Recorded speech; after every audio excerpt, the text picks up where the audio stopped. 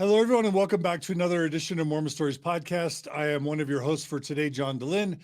I am here with my partner in truth and righteousness, Margie DeLynn. Hey, Margie. Hey, babe. Thanks for joining. Yes. And we are here in part two of an interview with one of our heroes, a giant in our lives, the one, the only, Carolyn Pearson. Hey, Carolyn Pearson. Well, hi there. Welcome back. Thank you so much. Great to be with you. We just spent over an hour with an episode that we're going to call Giving God Another Chance. And is basically just an updated view, a view on how author and poet Carolyn Pearson and leaders Carolyn Pearson, how she views God, introducing the idea of the feminine divine into your sense of God. And, just this idea of giving God another chance. That's part one. We referenced a million books and past Mormon Stories episodes. I'm not going to rehash all those.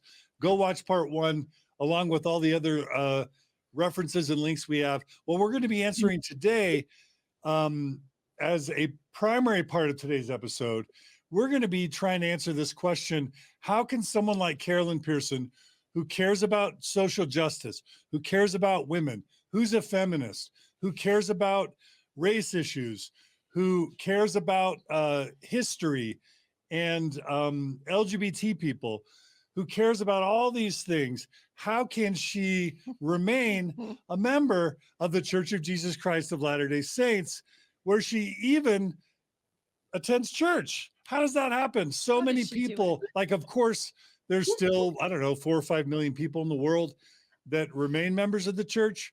But oftentimes when somebody becomes, let's just say, more progressive, not politically necessarily, but in their sensibilities around issues like feminism, race, racism, social justice, historical truth claims, they're out of there. They leave the Mormon church. But somehow, Carolyn Pearson, you have maintained a faith and you maintain Mormon church participation. And so we want to dig into that today. And of course, we want to end by talking about what love means and talking about this book, The Love Map. But, as we begin this episode by talking about your church participation, let me just ask you this. Carolyn Pearson, did you ever have what many would term today a crisis of faith or a faith crisis, where you had a more orthodox set of beliefs, anthropomorphic God, the Mormon church is the one true church, exclusive priesthood authority, Joseph Smith was a prophet, the Book of Mormon is a literal translation of an ancient record. Just take all the literalistic Mormon church truth claims that we've been reviewing recently on our LDS Discussions series. Did you ever have a traditional Mormon faith to even lose? Or did you never even have that to begin with? Let's start there. Indeed, I did have a very traditional Mormon faith. And you're asking me about my version of a faith crisis.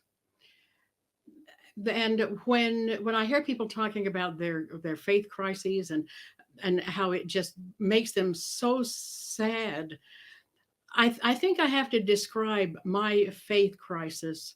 Well, I did sort of in The Ghost of Eternal Polygamy. When and way back, when my marriage fell apart, and I had to acknowledge that this was not going to be what I expected my marriage to be. And it was so explosively disruptive that everything fell on the floor. My marriage was in shambles. My confidence in God was in shambles. My relationship with the church was in shambles. And I had to get down on my knees and pick up every one of those broken shards and say, I'm still living. I've got 4 children. I have to manage to figure out a life that I can inhabit. And so I looked at every piece of my faith in everything and everybody. And I studied that piece to say, is this something I can hold on to? Or is this something I need to throw away? And so I threw away a lot of things. I threw away, and we're speaking about the church right now. So I threw away a lot of things about the church at that time and before and in subsequent times. As an example, I totally threw away the concept of eternal polygamy. I threw away the concept of patriarchy, really, that maleness is a commodity superior to femaleness.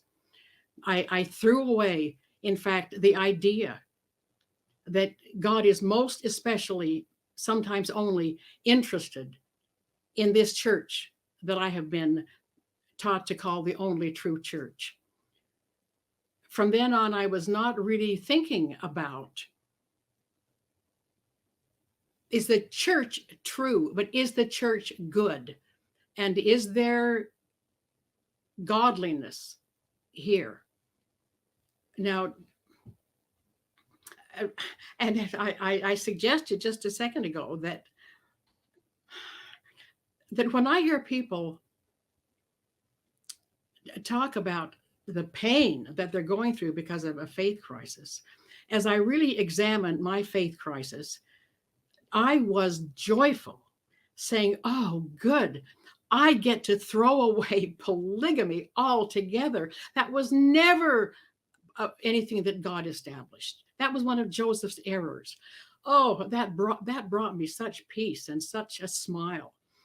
Oh, and I can throw away the idea that I am so special, that of all of the billions in this world, I am special because I was saved for the latter day to do all this wonderful stuff. And that kind of had given me a good feeling about, wow, I really am special. But I like more believing that I am not special. I mean, everybody is special in their own way. But I love the knowledge that this globe is teeming with individuals who are as special as any Mormon person ever was in the eyes of God. And so that was my faith crisis. And could I maintain with all of that inside this institution? So, John, you may remember that years ago, you and I were both speaking on a Sunstone event, asked to speak on why I stay. You were in the middle of your really difficult times. I know, because I remember that as you walked up to the podium, you were almost crying.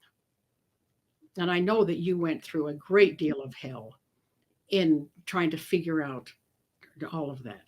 I had done a fair amount of figuring out already at that point. And you may remember that what I said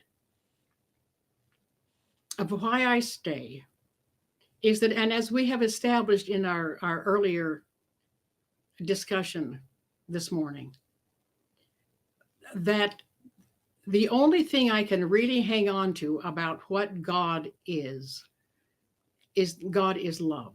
And therefore, wherever I see love happening, I see God happening. Now, I continued, and I continue today to see a lot of love happening, well, everywhere in the world. I applauded whenever these brilliant moments of true individual societal love are evidenced. But we're speaking specifically of the LDS Church.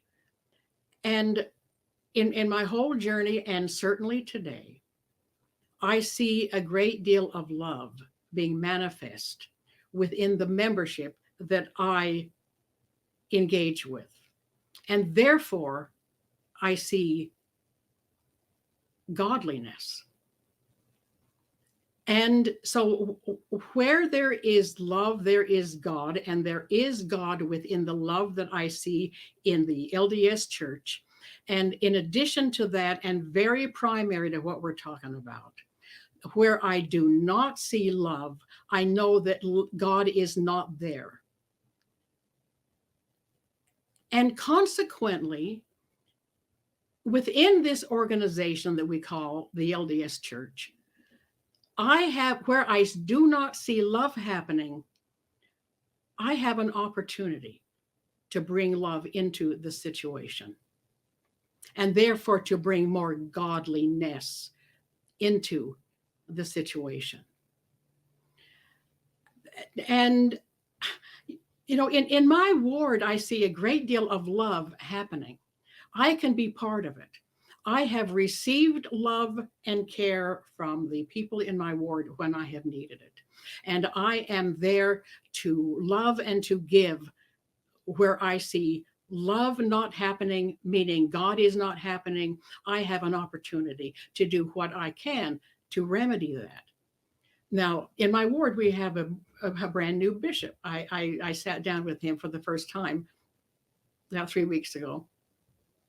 And I said, Bishop, you don't know a whole lot about me, I think. He said, well, I know a fair amount about you, but I want to know more. So tell me, who are you? And I said, well, I am one of your somewhat unorthodox, but highly useful members of the ward. And I had brought with me a little stack I had signed to him and to his wife, The Ghost of Eternal Polygamy, Finding Mother God, and the Love Map. And I said, these books will tell you quite a bit about who I am. And he was very happy to receive them. So we talked for an hour, and I just started telling him my experiences and why and how I have committed myself to doing certain things to make our mutual church experience for everybody, not just me, not just the cutting the pattern Mormons, but for everybody. I told him my experience in writing The Ghost of Eternal Polygamy, how I counseled with my stake presidency and told them exactly what I was doing, and they were totally on board. How I sent that book to all the general authorities, signed, and a copy to each wife as well. The copy signed to the brother, saying in appreciation and in hope that you will lead us into a truly post-polygamy future. See, the quick answer to your question is that I would not be able to stay in this church if I did not have and take the opportunity to make this organization, and this may be an arrogant statement, to better it. Now, that in our conversation, just a little bit of the first episode that we did here, I acknowledged that my calling, and I feel that this is a calling, whether it's from God, whether it's from life, whether it's from my DNA, whatever it is, I have a calling to address the issues that have been brought into my life. And I've been given the tools in order to address them. So here I am addressing the huge phenomenon of patriarchy as it affects women, as it affects people of more modified gender issues. And so I have been given a calling to be on the front lines. Well, I have been given the opportunity to be on the front lines of patriarchy. And I consider that the LDS Church is a wonderful place to be on the front lines of addressing the patriarchal phenomenon. And and I'm not going to give up. See, I could drop out of the church and create a good life for myself and continue to do good work. But if you're engaged in, and I don't know, I don't like the word battle, but I'm going to say it. We're sort of battling against the phenomenon of patriarchy. I could go and be an important member, possibly, of the various, well, community of Christ, for example. But if you're really invested in a phenomenon the way I am invested in the phenomenon of transforming patriarchy into partnership, why wouldn't you want to be on the front lines? And I am on the front lines in my church, loving this organization, loving the people in this organization, and also seeing with very clear eyes the damage that is being done under the banner of patriarchy. So that is why I am here. Now, maybe the interesting stuff around all this is why I have been allowed to stay here and do my work.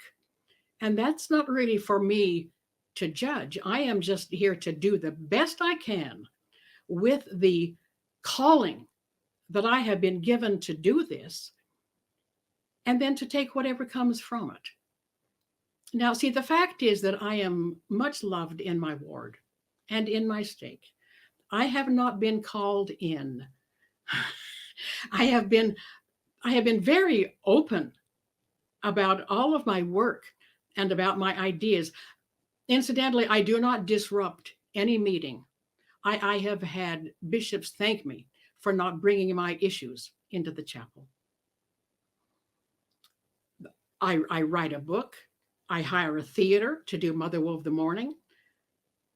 And of course, that affects everything that I'm doing, certainly within the church. Now, well, for example, let me take us back to the 90s. And as you know, that was kind of a difficult, dangerous time. And there were excommunications there, high profile ones. Now, during the 90s, I was performing Mother Will of the Morning over 300 times.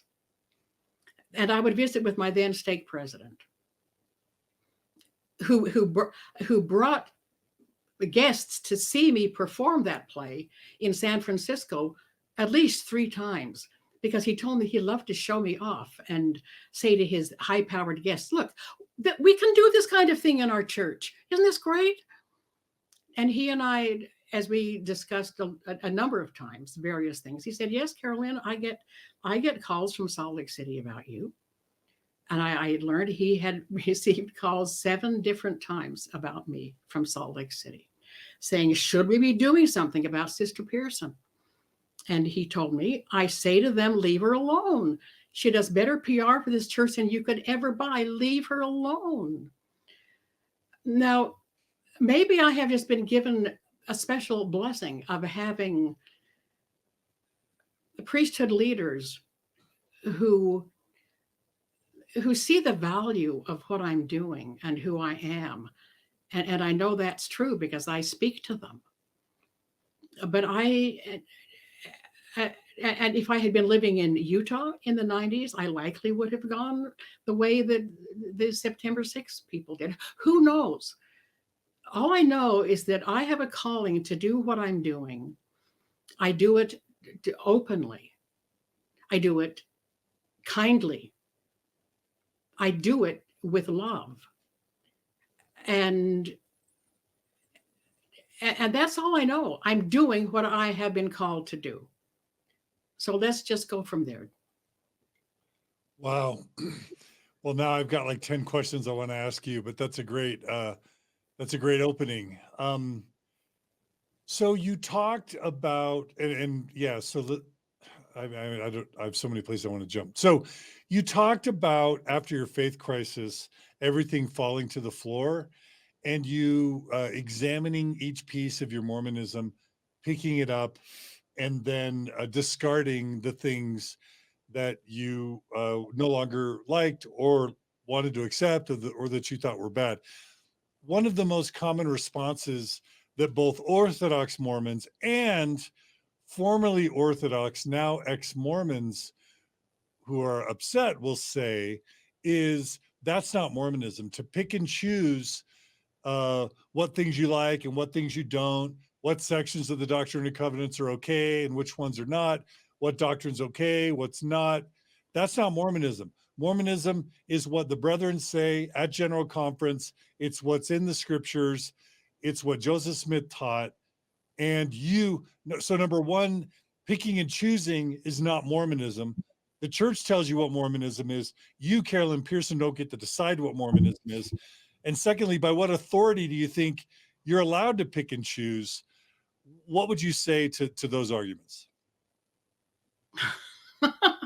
I laugh at those arguments.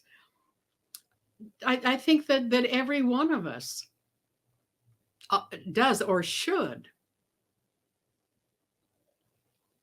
place in our hands everything that we read, everything we hear, and make an evaluation, and of course do so with generosity, but with a confidence that says,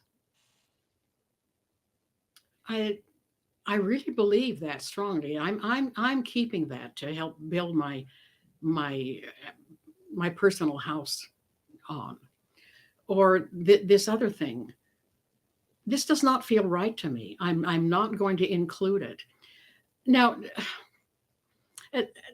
as I said, as we know, I have been very public in my writings,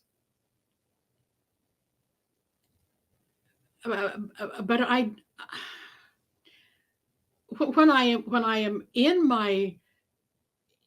the chapel with the people that I love and appreciate, and exchanging, giving and taking love there, I do not become abrasive. And so far, nobody has said to me, well, you seem to be a cafeteria Mormon. You're not choosing this and this and this and everything. So you're out. You're out. I believe that there are people who have had that very experience. I'm not one of them. And maybe I'm just a hopeful example that for people who want to maintain within the church, believing as I do, that, and John, you yourself have said that it's pretty impossible to find a way to duplicate the community phenomenon that the Mormon Church has, and I find that to be true. There comes a need, and instantly there's a way to fulfill it. I might see a need, which I did recently. Someone that I was visiting teacher to for years. I'm still in touch with her, even though she's in a different ward now, but not being treated as well as she was in my ward. And I learned from her that she didn't have a place to go on Thanksgiving. And I was going to be out of town for Thanksgiving. So I emailed our Relief Society president, a fabulous, never married woman. And I said, listen, I need you to do something, if you would. I know that there's some people in the ward who open their homes to make sure that everybody has a place to come for Thanksgiving. Our friend, I mentioned her name, who is no longer in our ward, but she is still our sister. And so I'm asking you to see if you can find someone in the ward who will be willing to invite her in for Thanksgiving. And of course, that was easily done. I know it was easily done because I spoke to that woman, and she was so pleased to have been invited by this fine family in her former ward. And not long ago, I emailed that same Relief Society president, and I said, listen, I need to ask, it's my turn to ask for some compassionate service. I need to go up to Sacramento to the memorial service for a brother of mine who passed away, and I don't drive on the freeway anymore. And I think we can do that. So the next day, I got an email from a friend who is, by the way, a former bishop in the ward, who said, Carolyn, I'd love to drive you up to Sacramento. We could have so many good conversations on the way. So you see, there are some kind of unique phenomena happening here of people being taken care of by their group, their tribe, their family, in a way that I honor a lot. And I know that much of this can happen in other churches and in other groups who are not churches. But this just happens to be the one that I was placed in. And as long as I'm going to be allowed to continue my work, which is to hold up to the light things that are not correct and not godly, I'm just going to stay here. I relate to that. And just to really put a fine point on it, because I think many people who are raised Orthodox Mormons just don't feel like they have the permission to pick and choose. They listen to their CES, seminary teachers, their CES directors, their, certain general authorities, their parents, whoever it is. They got the message that Mormonism is not about picking and choosing. Mormonism is not about a buffet where you eat the things you like and you don't eat the things you don't like. They have been left with the impression that it's take it all or leave it all completely. So I'm going to ask you again to just, if you can, find a way to summarize the question. By what authority, Carolyn Pearson, do you feel like you are allowed to pick and choose? And I think the more important question is, for those listeners who don't feel like they have that power or authority or permission, where can they get it? How can they get it? And the permission to pick and choose and to make Mormonism what they want. Wow. Well, that's a huge thing to get into, John. I don't know.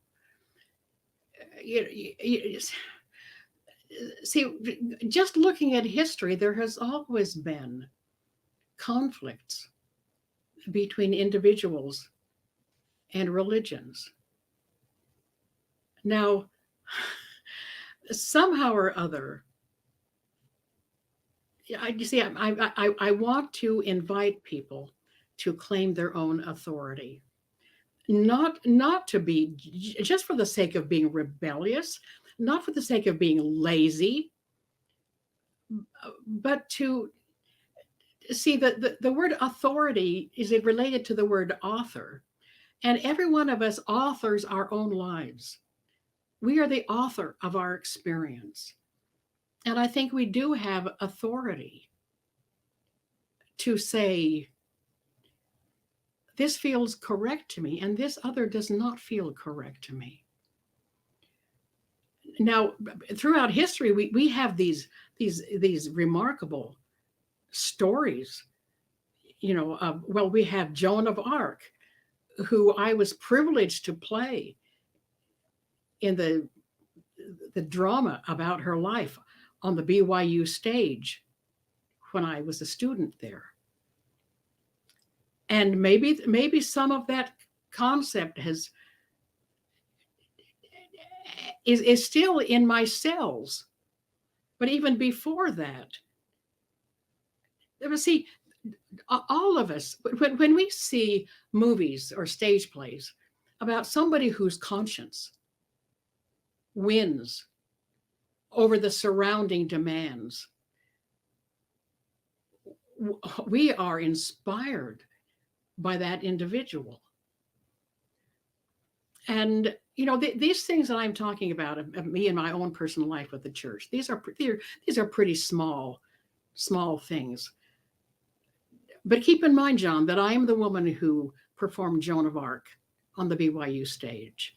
And I, even before that, and certainly since that, I have believed in personal authority, and that sometimes personal authority has to trump the authority of anybody else.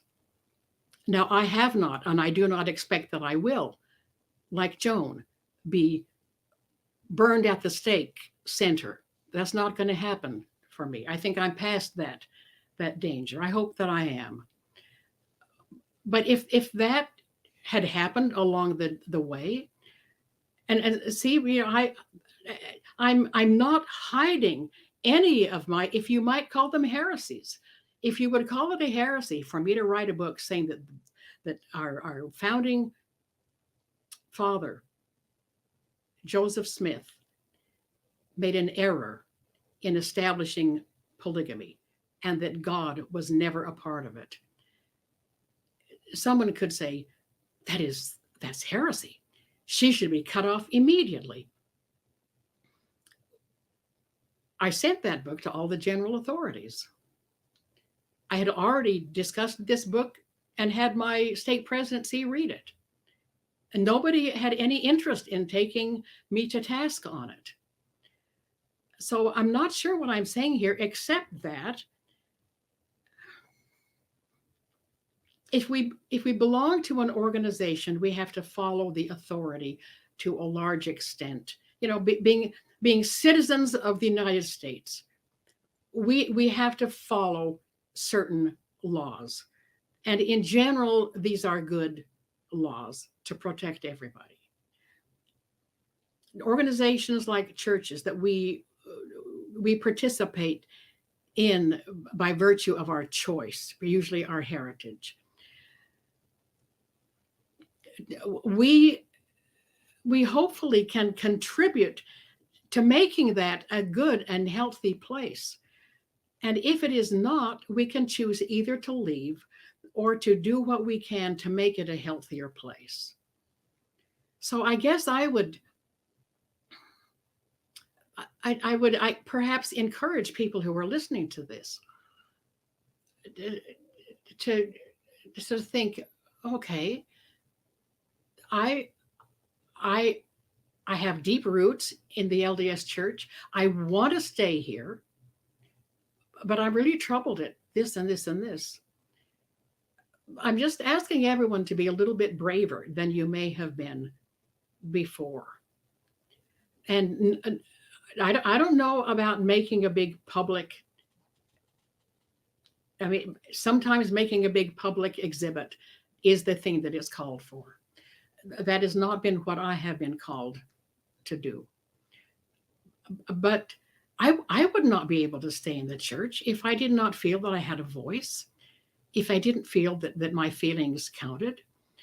And I've been so fortunate in that the people in leadership around me have understood that what I am offering here is valuable.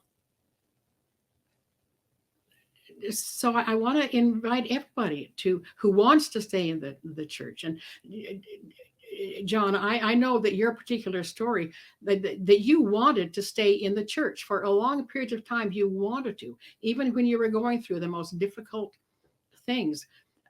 But, you know, in that case, that's just a dramatic case of the authority above you simply cutting you off, which I personally feel is an incorrect thing to be done.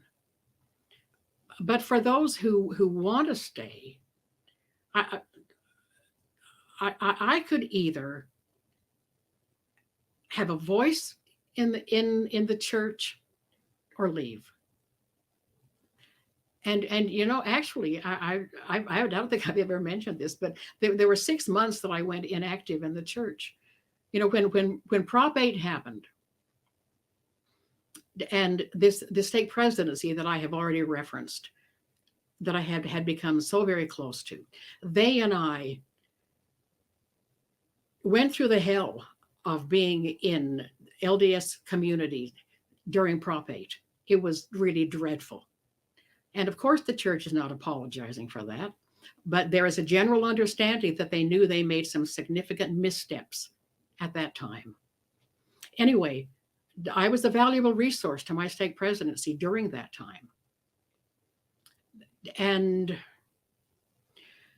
just at the end of the all this conflict, when the brethren were asking people to give everything they could of their time, of their resources, and people were giving their whole life savings into the stop the marriage gay marriage thing in California.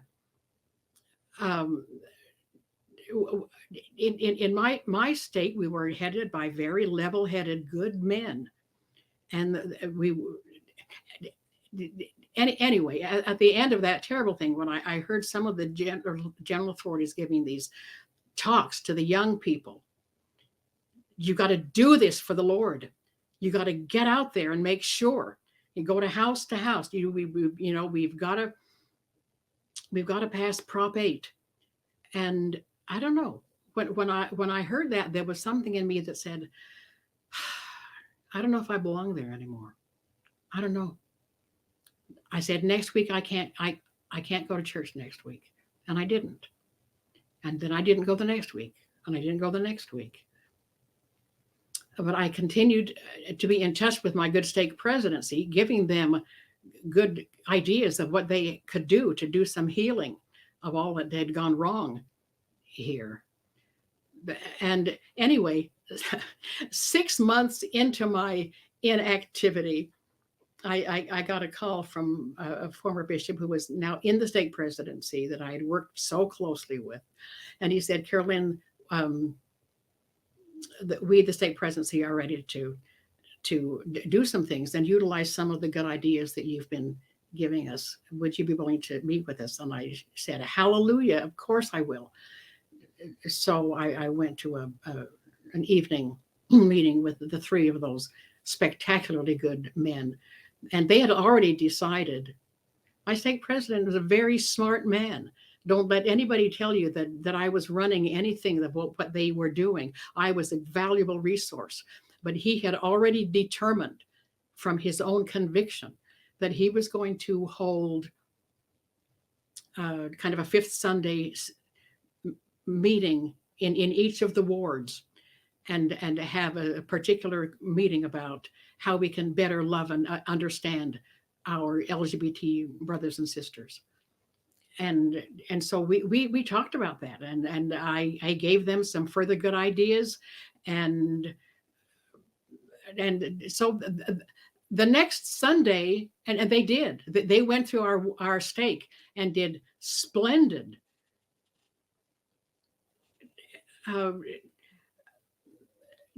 little gatherings where a member of each ward who had a particular investment in this, a gay child, for example, that person spoke for 5 or 10 minutes, telling their experience. And the whole thing was so healing, and so many good things happened in our stake. And they said nothing that would be condemned by Central Church leadership, but they did push the subject in a way that was strong, that we have to better understand and love our LGBT brothers and sisters. So anyway, when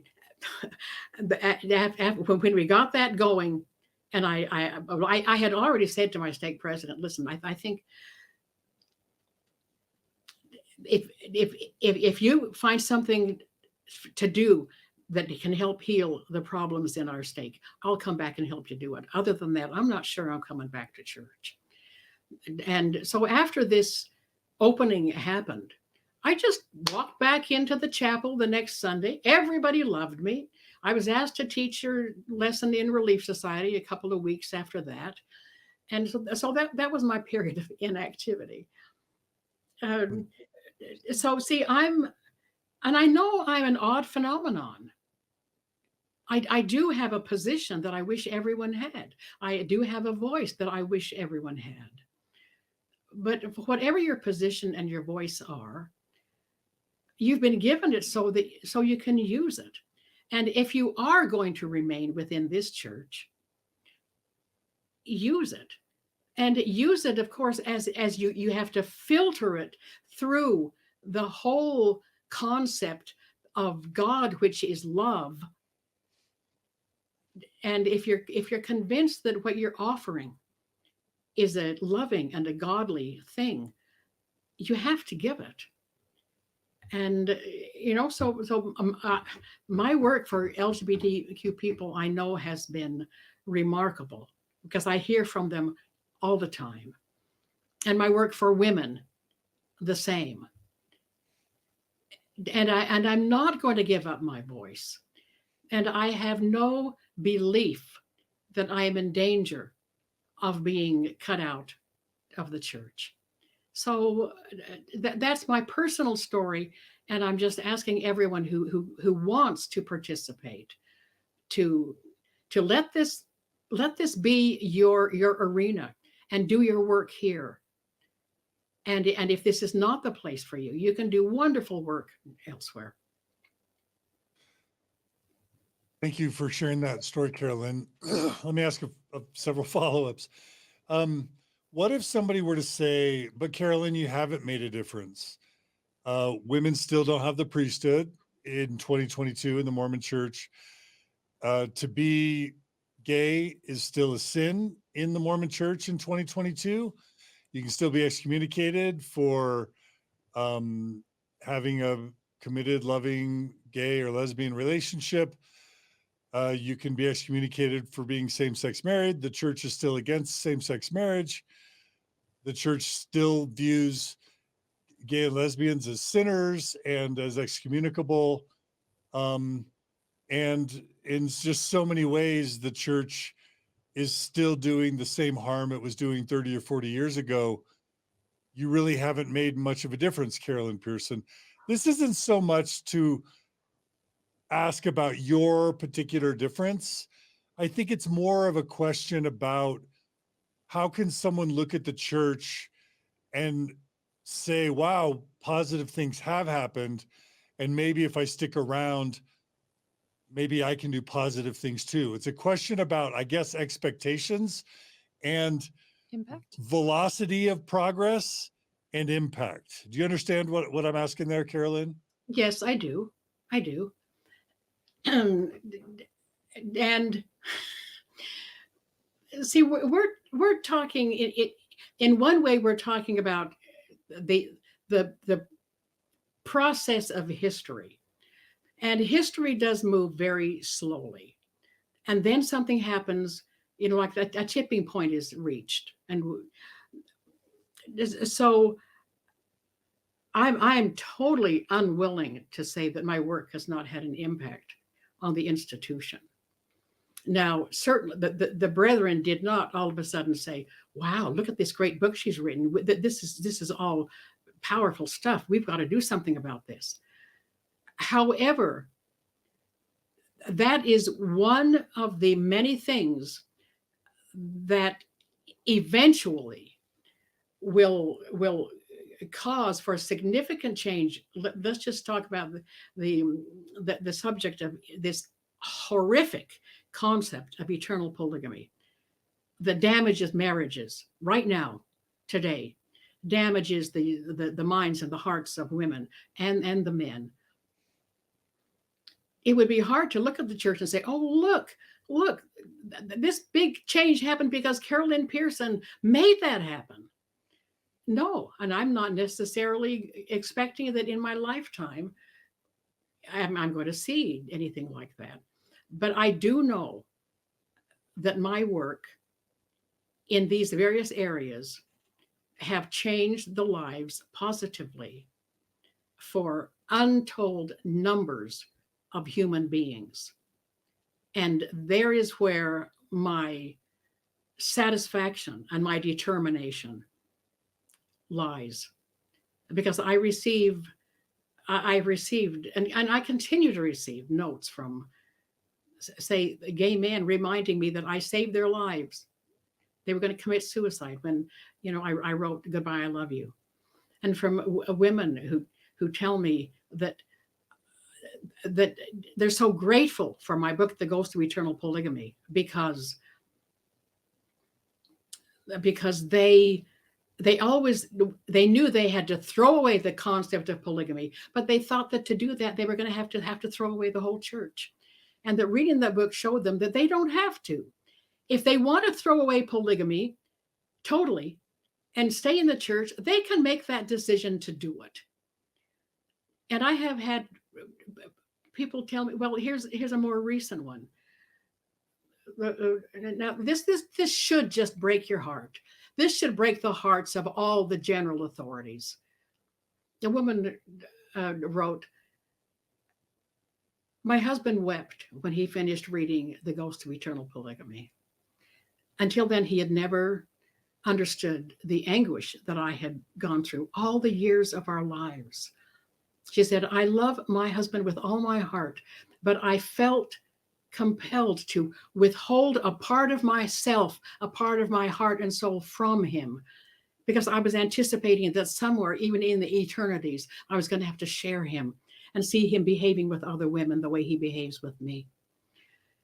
She said, I wish now that because I can throw all that away because of reading your book and believing how you describe all that. How I wish I could get those years back, those years when I did not have that, those years when my soul was damaged because I had been assured that I would likely experience eternal polygamy. How I wish I could get those years back. Now, see, I call that wicked. It is evil to let so many women feel that about themselves, feel that about their marriages. And whether I think ultimately this book that I wrote is going to have an impact somewhere down the line on shifting this ridiculous concept that we're going to offer eternal marriage, eternal polygamy to every man who wants to have another second woman sealed to him when the first is dead or divorced. That somewhere is going to change because it has to. And what I have contributed will be part of that. In the meantime, see, I'm convinced of a particular philosophy I learned from a writer named Byron Kattie, that everything in my life is either my business, God's business, or your business. Now, we're speaking about the church here.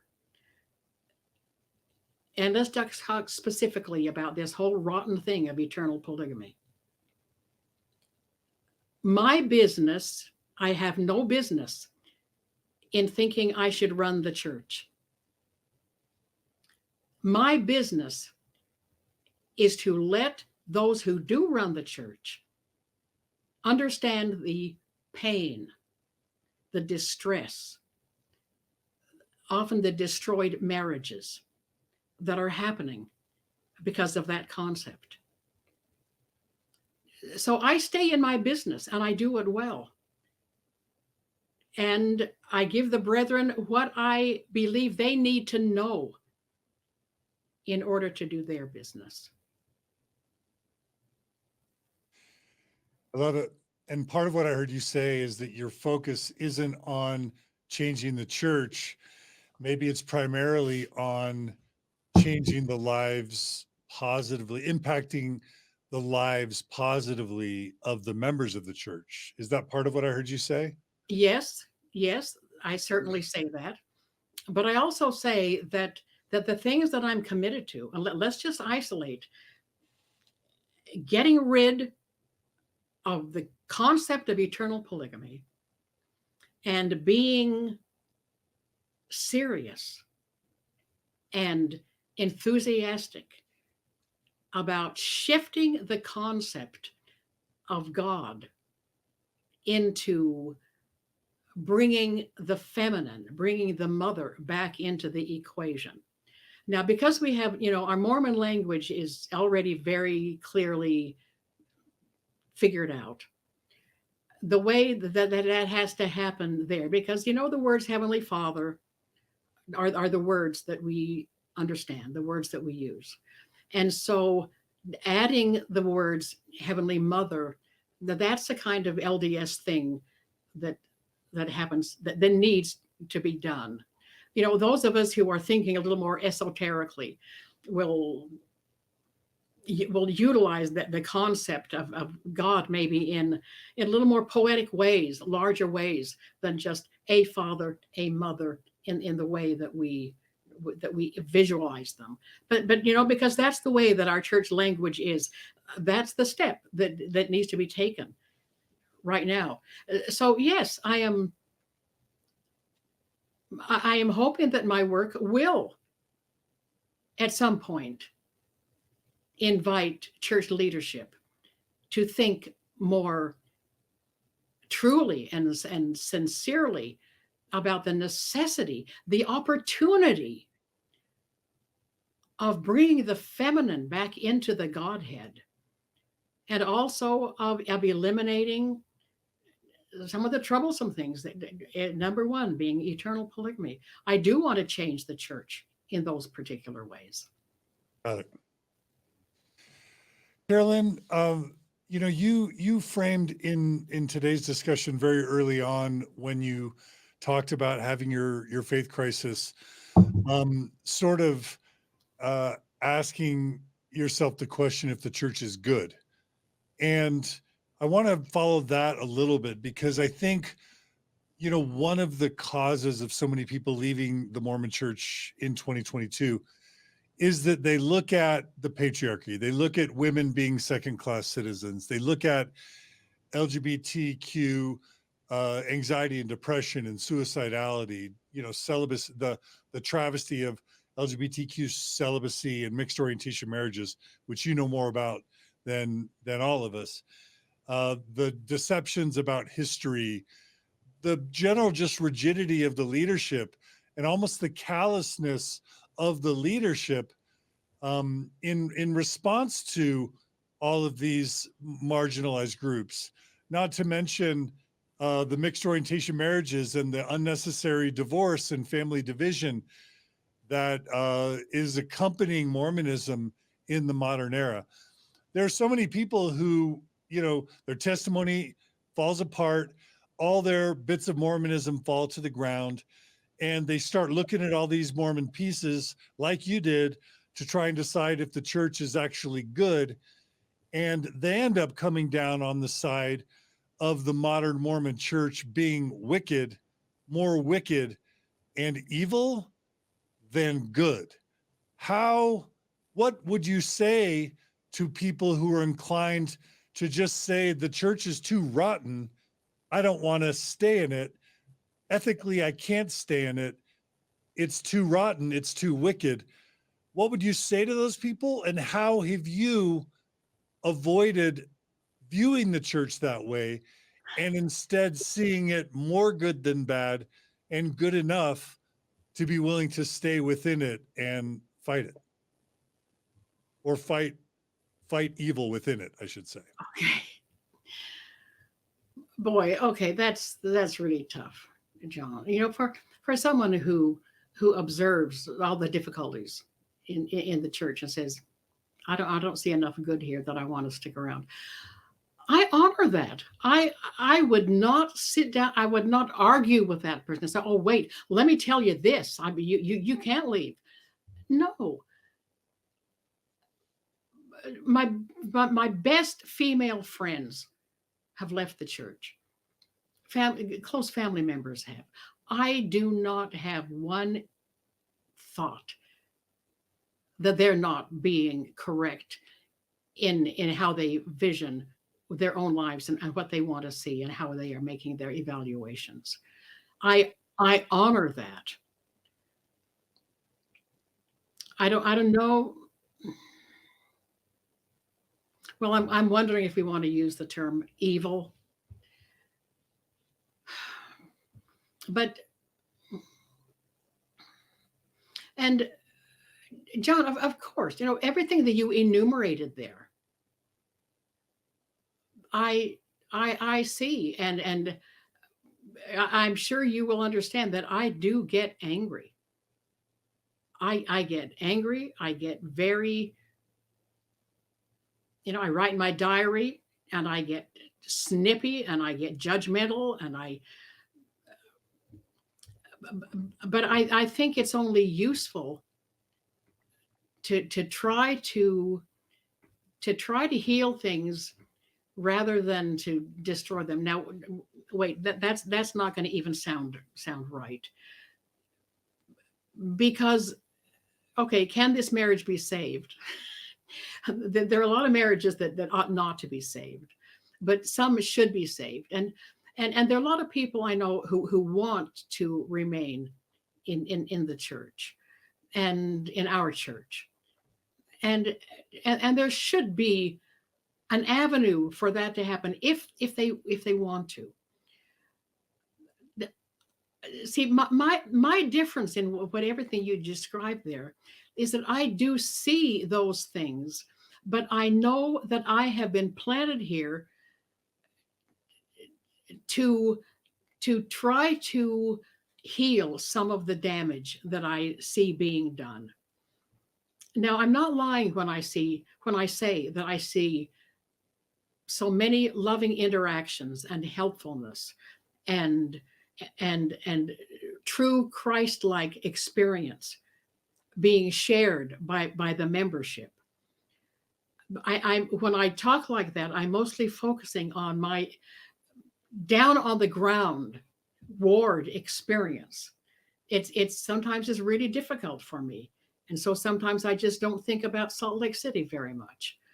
I think about the group of people here who are committed to treating one another the way that Jesus asked us to treat one another, and doing it very successfully.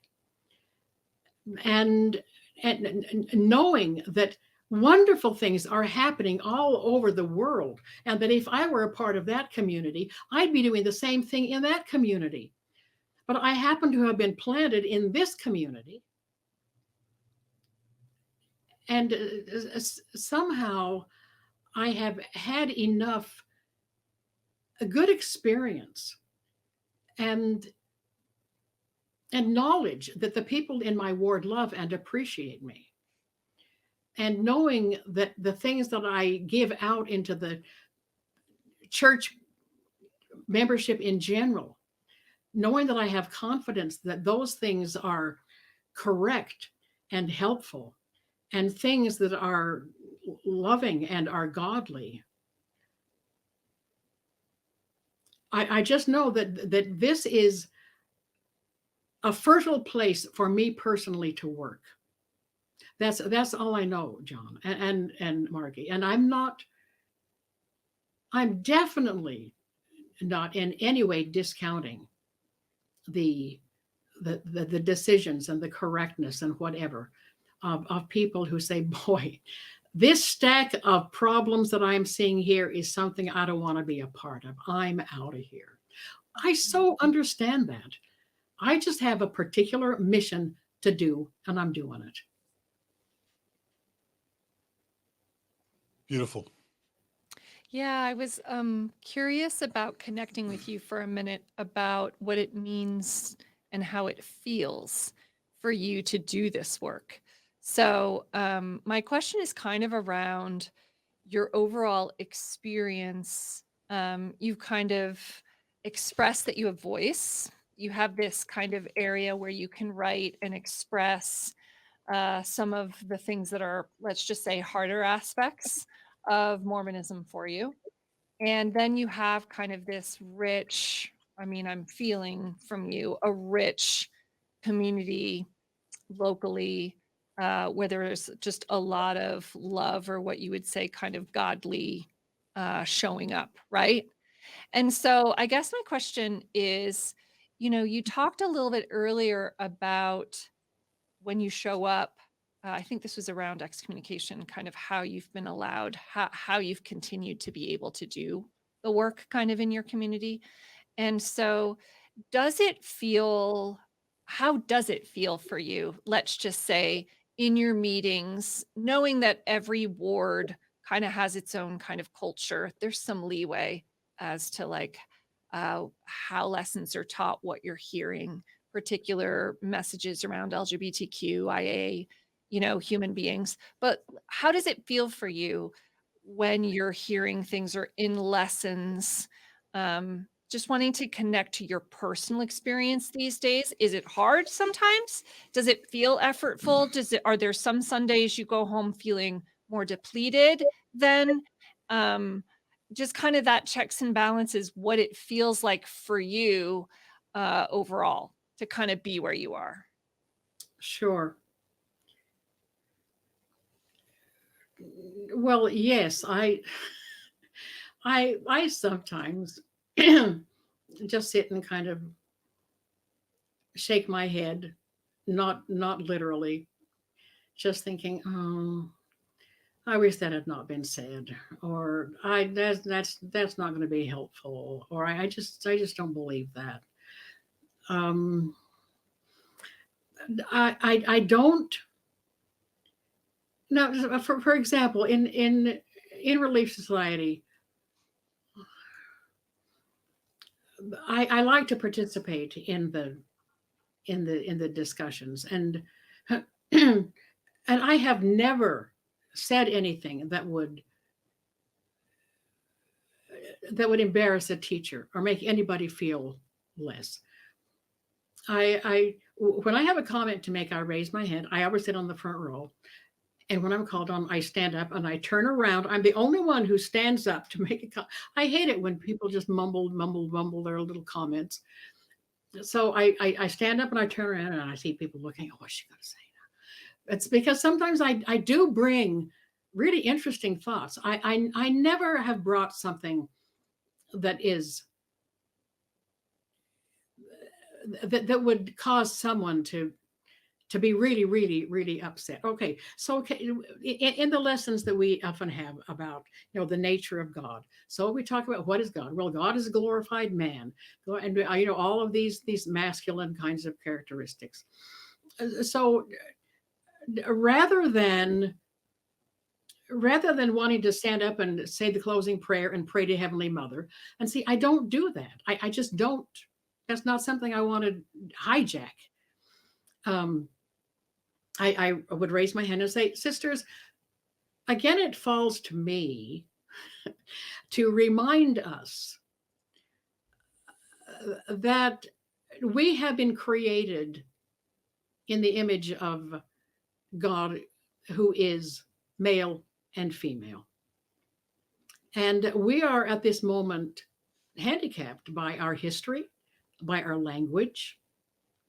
But I just feel to remind us all that we as women are created in the image of God, specifically the divine female image of God, just as much as a man is created in the male image of God. So those are the kinds of things that I'm very confident about saying in a discussion. Maybe in the hallway, I might speak to somebody and have a little bit stronger discussion about something. No, I'm never trying to reprimand anybody, but I sort of choose where I speak certain things, and it's not a matter of being dishonest. It's just a matter of being resourceful. So I I understand about sitting in church and thinking, I don't know. But very often I hear something brilliant, and just 2 days ago we had there was a man who spoke from the High Council, who gave a good talk on a number of things. There's an emotional talk. And I went up to him afterwards and I told him I really, really appreciated his comments. And he had remembered me from some prior thing that I had forgotten he had had any interaction about. And so he said, I have your book such and such, and I really, really appreciate that. And after that, I saw that he had gone on my website and ordered The Ghost of Eternal Polygamy. And so I'm just saying that I utilize the personal things that I feel responsible to help move things in a positive forward direction without feeling, I got to get out of here as fast as I can, or condemning anybody who's there. And I know this is a difficult dance to do. And I have, I am comfortable right now in my place in the church because I have said out loud and in books or on the stage the major things that I feel I came here to contribute to this organization. And I know that those things have been received by thousands of people that have made them feel more comfortable in their own concept of God, or their own throwing away of this ridiculous, awful thing of eternal polygamy. I'm comfortable that this is, that I'm doing what I was called to do here. And that's all I can say about it. Yeah. Thank you. Yeah, that makes sense. How does it make you feel to see so many people leaving the Mormon church, in 2022? Are you just sort of, it doesn't matter what church you belong to, so find your bliss in or out of the church, or are you sad or frustrated by the defections? Okay. A lot of things that I see and say, I have to go back to the fact that I'm a Libra. On the one hand, there's this. On the other hand, there's that. We Libra do the scales. And so everything I've said so far on this program shows my Libra-ness. That on the one hand, I really do value the Mormon community and a great deal of the Mormon teachings. On the other hand, there's this and this and this and this. And as I'm able, I address this and this and this. And so the people who are dear to me that have left the church, it has not made one iota of difference in my respect for them or in my relationship with them. And so how do I feel when I say, I know that I think the institution right now has a lot of challenges going on, and hopefully maybe those who lead the church will learn from some of the challenges and address a lot of the things that people are waking up and seeing. So for someone who leaves, I wish them well, and here's what I hope: that someone who leaves the church can take with them some of the good things they have learned from this organization and its teachings, and utilize it as they add new things that they feel more comfortable with in whatever journey they're going to be taking. I think it's kind of sad if somebody, leaves the church kind of shaking the dust off their shoes as they do it, and sort of a condemnation of everybody ought to leave this church. Church is worth nothing. Those who create a new life for themselves can create a wonderful life. But those who feel that that I'm giving up my pioneer heritage, I'm giving up so many things, it's a shame that those people have to give up all of that, because this organization should be able to manage to embrace those people who are so hurt by some of the specific and obvious things that are not correct that they feel to leave. So, again, that's a kind of a complex answer, but that's my Libra answer for you. Love it. All right. One last question about this topic before we end by talking about your book. So we've got a focus problem on our camera. There we go. Okay. Okay. So Carolyn, one more question before we turn to, ending by talking about your book, The Love Map. Once I was given an audience to meet with Elder Jeffrey R. Holland by my brother, who was, worked with Elder Holland. So I sat for days and weeks, probably months, trying to ask myself one question. What are some changes I could recommend to Elder Holland that would strengthen the church, not weaken it?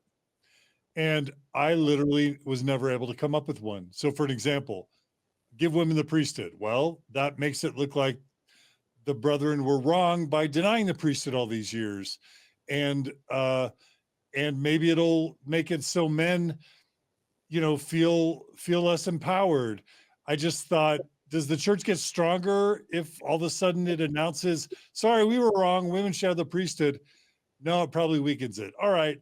Should they let, gay people get married in the temple? No, because then all the people who have died or who have suffered or have left would say, why did God change his mind?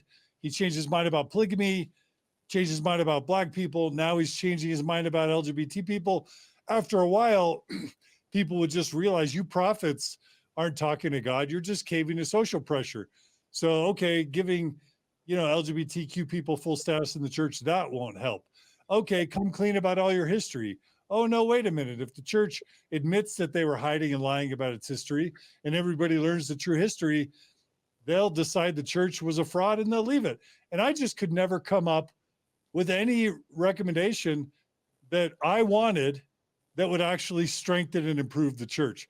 So before we get to your book on love, I'm going to give you one quick chance. Do you have recommendations for the church that would actually strengthen and not weaken the church?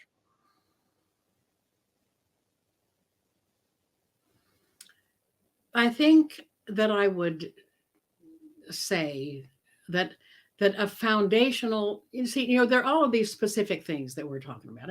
And of course, I'm tempted to just say, well, first of all, make temple marriage equal for men and women, not giving the man the opportunity to be sealed to more than one wife. I mean, to me, that's an obvious thing that ought to go. But I want to speak just very generally that I would ask the brethren to bring the concept of partnership into their language, into their mental pondering, into their spiritual meditations, into their prayers, to really concentrate on the opportunities that the word partnership opens up. And I'm thinking specifically in partnership between men and women, because in the highest levels down to, well, there's more partnership down here in the very, very bottom. But in all of the layers of the church, if the brethren would consider modifying the structure of patriarchy into a structure of partnership, I think that would automatically change a lot of the things that down here, because of that one shift in consciousness, a lot of things down here would just automatically change. And I know that would be a very hard thing to do. And the brethren continue to, just a few weeks ago, we heard Brother Ballard say, brethren, we need to have, more women on our ward committees for our however he phrased that, to involve the women more. And I thought, again, we're having a little phrase like that thrown out when there needs to be rebuilding from the bottom up and from the top down, of grasping the opportunity that the word partnership gives us, starting with this partnership between men and women, that no decision is, Recently, the brethren have made it clear that Relief Society is not a partnership with the priesthood. It's not. We don't even get to have, the women's Saturday evening predictable session. If a major thing could be done of shifting the lens out of patriarchy into partnership, to really dwell on that, pray on that, examine the entire operation of the church with that in mind, not saying that women now have to do all the same things that men do. And I find myself wanting in a conversation like this to bring up the wonderful statement from British author Virginia Woolf. Men and women are different. What needs to be made equal is the value placed on those differences. Women have so much more to offer. The thinking of the organization, that just the absolute independent strain of patriarchy will never get to. Will never get to. So it's not that it. I just want to leave it at that. I would, if I had a wish, it is that the concept of partnership would begin to really become green and nourishing and growing, and that the leadership would recognize that partnership would be so much more appealing to everyone. That alone would cut off a lot of the people who are just leaving the church, but would bring in new thinking that would give just a more holy, a more whole, and therefore a more holy way to create this church organization. So I give you the word partnership as what I would give to our church, to let that be the watchword for moving forward in the future. I love it. Okay. Well, my strategy for having these 2 or 3 hours with you that were so profound was kind of a Trojan horse strategy to help our current audience find you to be so thoughtful, so articulate, and so brilliant that they would want to buy this book, The Love Map. And now I think you've made such a compelling case for your wisdom and intelligence and articulateness that people will feel compelled that they have to go buy this book. And in fact, I encourage everyone to check out The Love Map. And really quickly, Carolyn, what I want to do is end today's episode just having you talk for a bit on what is the Love Map and what were you doing, what were you trying to do when you decided to write this book, and why should people buy it? What value will it add to their lives? Sure. I just had the best time writing this little book, The Love Map, and the subtitle is Saving Your Love Relationship and Incidentally Saving the World. And I know we don't have time to tell very much about this. It's a piece of fiction, but I also bill it as the truth because there is enormous truth in here. And see, I think my husband Gerald was the first New Ager in Utah. And I began to study so much of the interesting things that were coming from the East. We were meditators, and I learned about the chakra system. And as I studied the chakra system, I thought, wow, that is so much a powerful map, really. And I read this wonderful book that indicated that well, for those who don't know the chakra system, it's of course the 7 energy centers that we move up from the lower places in our experience up to the higher ones, up to the godly, really.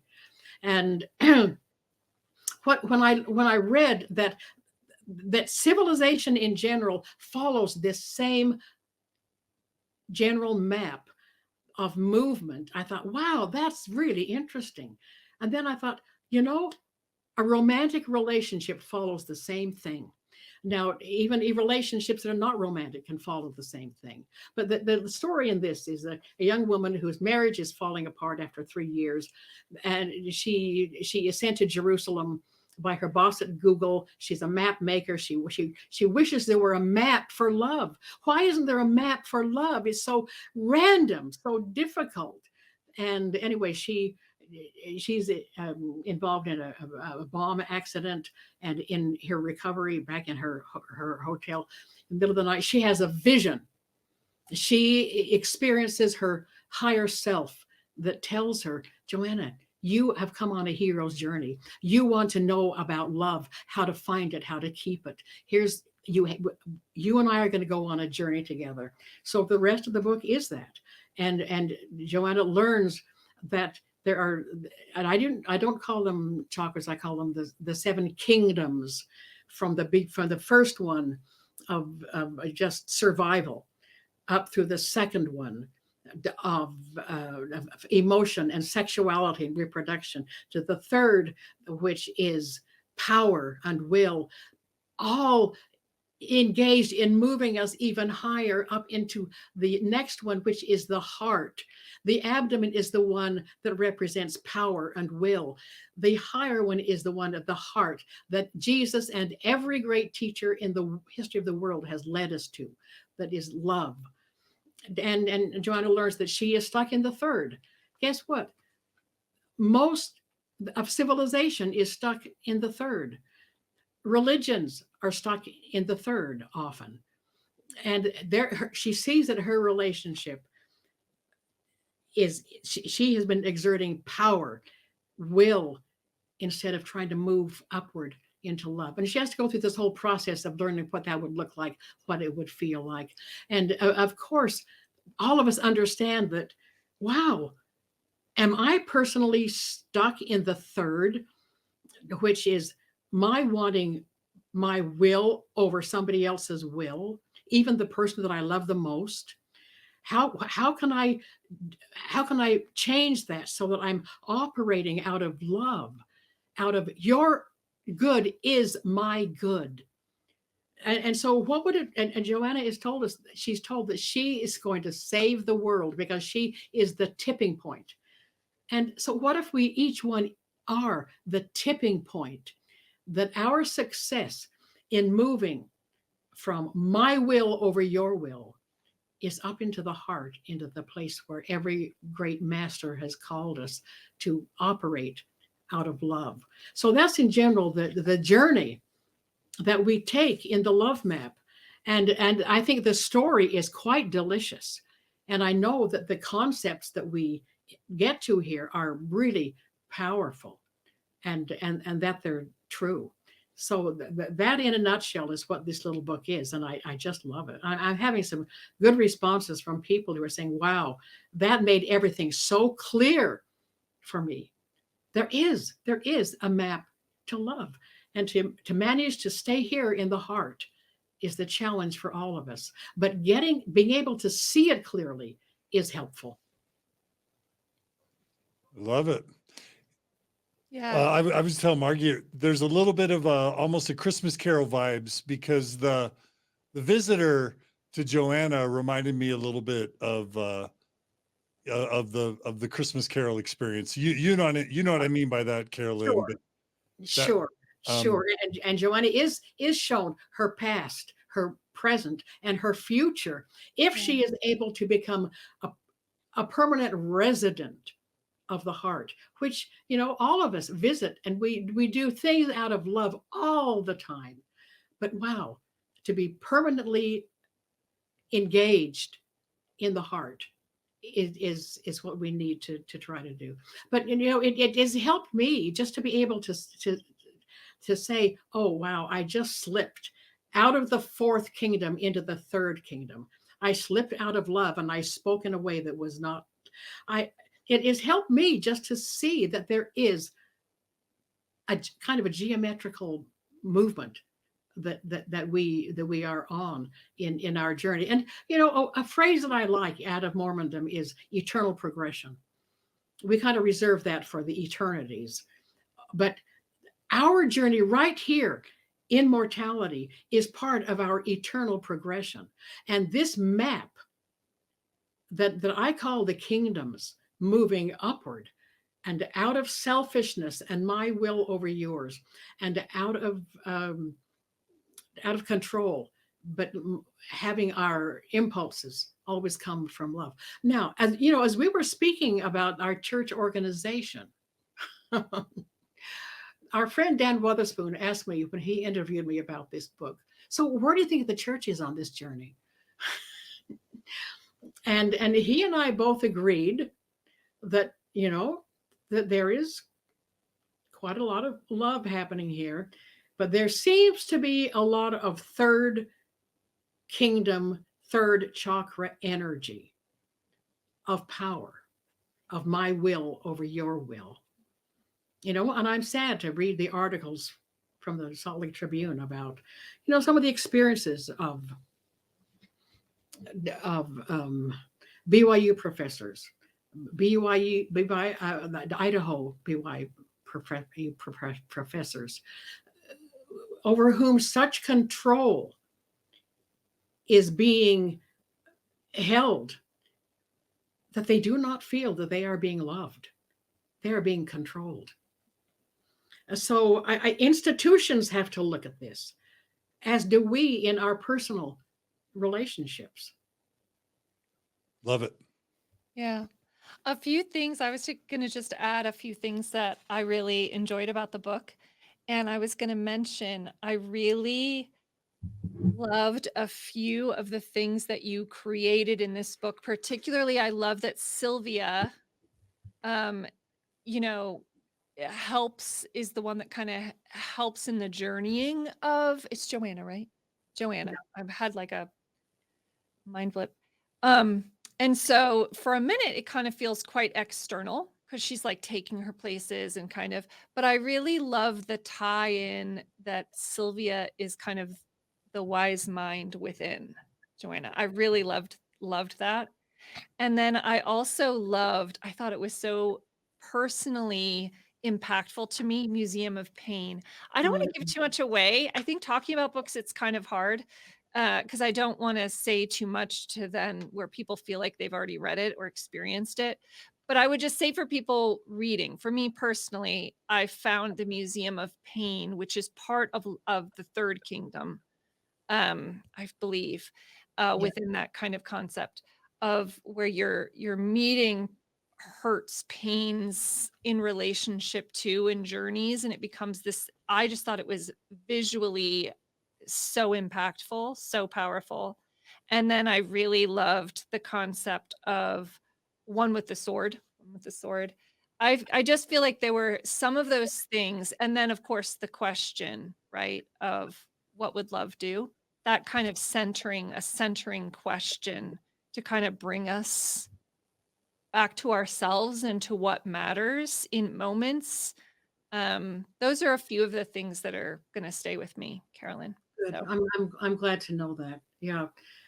And those images all stay with me, of course, because the images, I'm the one that grabbed that particular image, but I did because it's a true image. And then this Museum of Pain that you speak of, which is created out of the abdomen energy, the third kingdom, third chakra, and energy of my will over your will. Every one of us has a museum of resentments that we dust and we shine, and we take care of this museum because we love knowing that we were right and somebody was wrong. And so this is our museum of pain. And that, without telling too much of the story, of course, Joanna has to get out of that so that she can truly move up into the heart. And she's given a little glimpse of seeing civilization, seeing her husband through the eyes of God.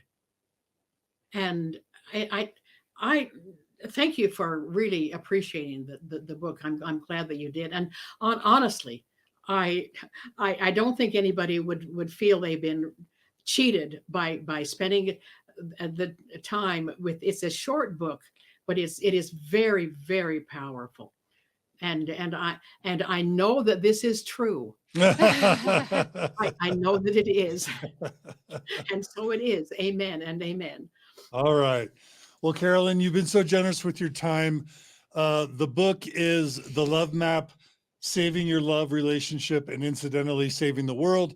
You can go to carolynpearson.com and purchase it there. And if you do, she'll get all the money and she'll sign it for you, or you can get it on Amazon or wherever books are sold, I guess. There's so many other books and references you'll find in the show notes.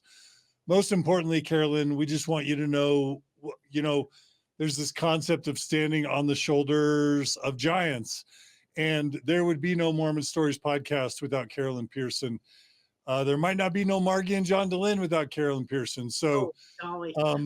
we just want you to know we respect you, we admire you, we adore you. We stop short of worshiping you, but it's a little close. So thank you for giving us your time, for giving us you, your heart, your soul, and all the books and the art and the wisdom and the activism that you've given us over the several decades. Most of our listeners will never know the true extent to which you have blessed their lives. And so we wanted to make sure we said that publicly. Oh, John, I appreciate that so much. I really do. And I honor the both of you. I love the both of you. I really do. I love who you are and what you are creating. And John, it just occurs to me to say one more thing before we conclude. Here we are in the Christmas season. And even, to everybody in the listening audience, let's give Jesus another chance too. You don't have to think about Jesus the way that you were taught when you were little. You don't have to even worry about, the things about the story of Jesus that you have discarded. But let us maintain the great good and the teachings that Jesus came to give us, so that at this Christmas time and always, our friend, our brother Jesus can be just a part of our lives in a very profound way, and in a way that does not mean that we have to be a particular member of a particular church. If for people who have walked away from this or every church, you don't need to walk away from Jesus. He's the best we've got, and along with plenty of other people who are teaching the same principles. But Jesus brought us love in a way that can really resonate with us. So happy Christmas to everybody. And thank you again, John and Margie, for being my friends and the friends to so many people. All right. We love you, Carolyn. Thanks so much. Come back again soon, and stay healthy and stay well. I will. Thank you. Mwah, mwah. All right. Many blessings to you. Well, we love you, Carolyn. Ghost Eternal Polygamy, Goodbye, I Love You, Circling the Wagons, Rediscovering, what is it? The Mother, Finding Mother God, and of course, the Book of the Hour, The Love Map. Check out all these books and more. You won't ever be disappointed by a Carolyn Pearson book. What's the book you love by Carolyn Pearson again? What is it? What is it? It's a book of love poems. It started out being I Can't Stop Smiling, and then it had a new title. I think it's In Love Again and Always. In Love Again and Always. Yeah. Okay. It's just beautiful love poems. It is. They are. All right. We'll include that on the show notes. Okay. All right, Carolyn. Thanks so much. We love you. We appreciate you. And Margie, thanks for joining us today on Mormon Stories. My pleasure, John. All right. Happy holidays. Be kind to each other. Be good to each other. And we'll see you all again soon on another episode of Mormon Stories Podcast. Bye, everybody.